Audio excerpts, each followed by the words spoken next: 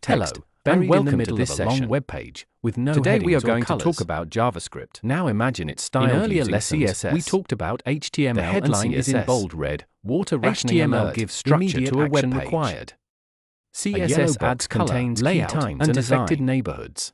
But today's topic, clearly visible Learn More, is what brings the web page to life. Ask yourself, it adds interactivity. Which version helps citizens respond quickly? If we think of a website like a body, HTML is the bones. Looks like it came from a responsible, CSS is the clothing and style. Which version would you want your name associated with? It lets people interact with websites. CSS. It lets websites respond to what people do. You've seen it in action many times. CSS is not about decoration. It's about communication and a message appears, and credibility. JavaScript. As a policymaker, you may not get a warning that something is missing. That's JavaScript. But you set the standards. If the content on a page changes without reloading, that's often JavaScript off on digital policies. JavaScript is used on government responsible for whether citizens can find on citizen services and use the information your government provides every day. Here are your action points. Even if you never write code yourself, understanding what JavaScript does can help you lead more effectively.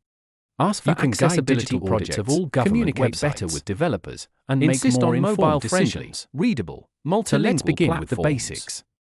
JavaScript is a programming language. Digital communication. It runs in your browser, in a world not on a server government is shaped by the citizens' online experience. This makes it fast. Styling matters. When you visit a web page, and so does your browser leadership in making it accessible, inclusive, first, and human-centered. It loads HTML to decide what content should appear. We'll explore how websites become interactive. It loads CSS to decide how the content should look, feedback, and real-time engagement. It loads JavaScript to decide what should happen when someone clicks, and for being champions of digital inclusion, or moves the mouse. Unlike HTML and CSS, JavaScript is not just about structure or style. It is about behavior. It makes the page do something. For example, imagine a government website with a form to apply for a service. JavaScript can check if someone has typed in their name or selected the right options. If something is missing, it shows a message. This helps the user and reduces mistakes. It also saves time for staff. Another example is a tax calculator on a city website. The user enters their income. JavaScript calculates the result and shows it right away. There is no need to reload the page or submit the form. This kind of instant feedback makes services easier to use and more transparent.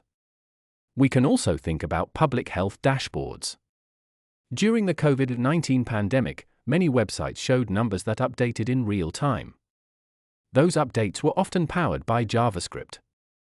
The data refreshed automatically. The page stayed the same, but the numbers changed. That's what JavaScript can do.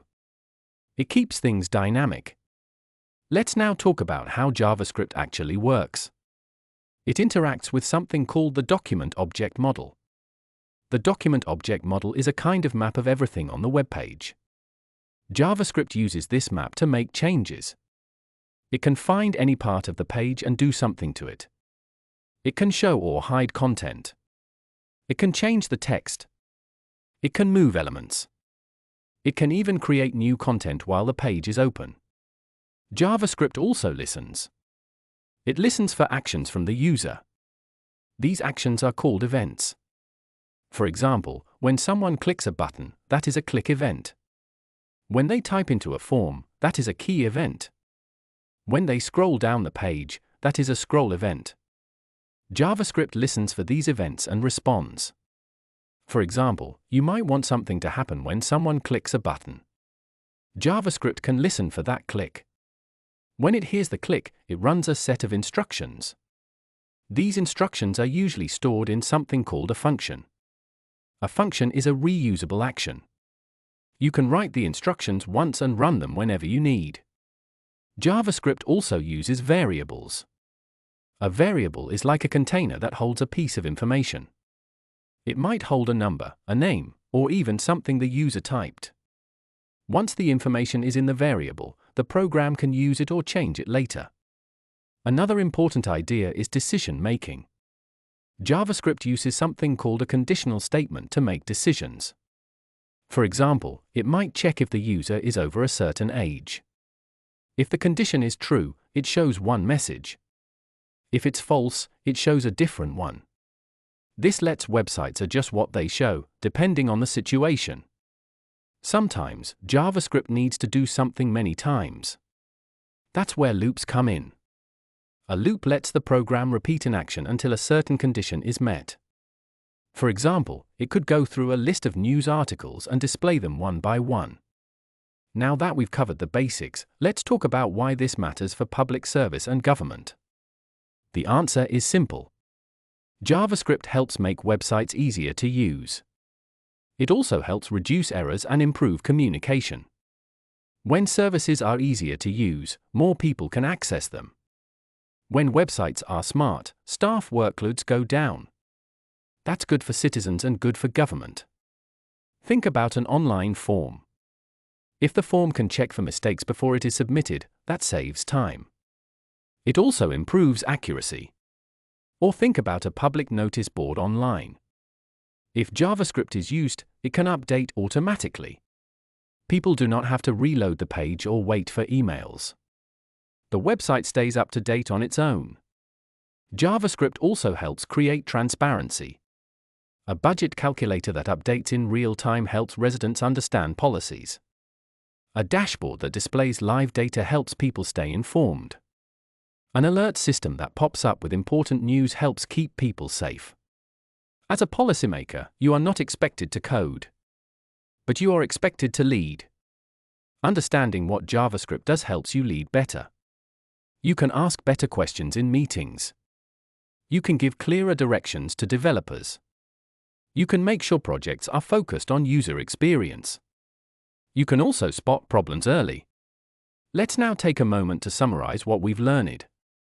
JavaScript is the language that makes web pages interactive. It works in your browser. It listens for what the user does. And it changes the page in response.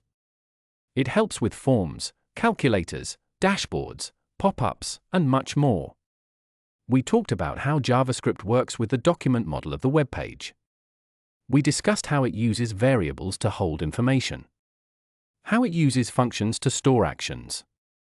How it listens to user events. How it makes decisions. And how it can repeat actions using loops. You've also heard real-world examples. Voter registration forms. Tax estimators. Feedback surveys. Health dashboards. Emergency alerts. All powered by JavaScript. We then discussed why this matters in the public sector. JavaScript improves usability. It lowers error rates. It increases transparency. And it helps governments connect with people in better ways. So, even if you never touch a line of code, you now know what JavaScript does and why it matters. You know that it is the silent engine behind many tools we use every day. And you know that thoughtful use of JavaScript can improve the lives of citizens and the efficiency of government services. Thank you for listening to this session on interactive web pages with JavaScript. In our next lesson, we will explore how algorithms work and why they are the foundation of many digital systems. Until then, take care and keep learning.